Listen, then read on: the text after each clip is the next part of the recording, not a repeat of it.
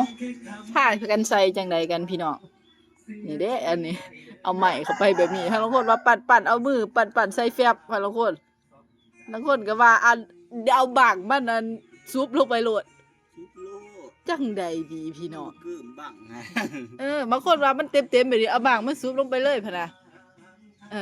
แต่ก็หลายคนหลายเป็นนะพี่น้องเนาะส่วนเพิ่นนี่ก็เป็นได้สิล่ะพี่น้องตั้งแต่ใดตั้งแต่ไล่ลอกก็เบิดคู่สูตรล่ะว่าสูตรนี้ดีสุดเพิ่นว่าพี่น้องใครจะเอ็ดตามกันเลยพี่น้องบอกลงเลยพี่น้องอันนี้ตำราสูตรนี้ดีสุดแต่เอ็นมาแต่กี้กับปั่นน้ำใส่แฟบใส่ขู่แล้วบัดนี้เพิ่นว่าสูตรนี้ดีที่สุดใส่แฟบเพิ่นว่าใส่น้ำมันเพิ่นว่าบังเอิญว่าพี่น้อง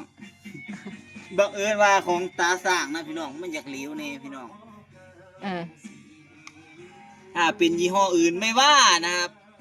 อยากให้เจ้ามาปั่นเบิ้งพี่น้องของตาสร้างนั่นบอกขนาดใส่ใหม่มันยังบ่อยากขึ้นมาพี่น้องตาอื่นมันสีแข็งเนาะแข็งผ่านเด้อพี่น้องอย่าพากันไปใส่ครับแข็งแล้วมันบ่ดีบ่มันบูเมนได้บัดถือความห่อนเพิ่นละลายพี่น้องมันก็แมนอยู่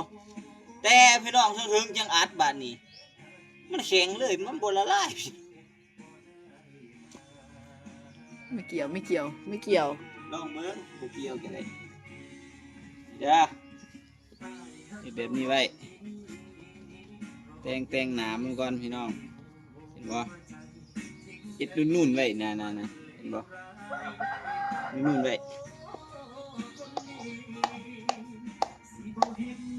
ทางจระบีข่อยก็โจว่าสิได้ไปดันทางประเดกแล้วมันลายกระดักกระโดดแต่ก็ใส่แต่ทางละพันนี่เด้ใส่ทางไงบ่ได้มันแพงโพดเกินกำลังนะ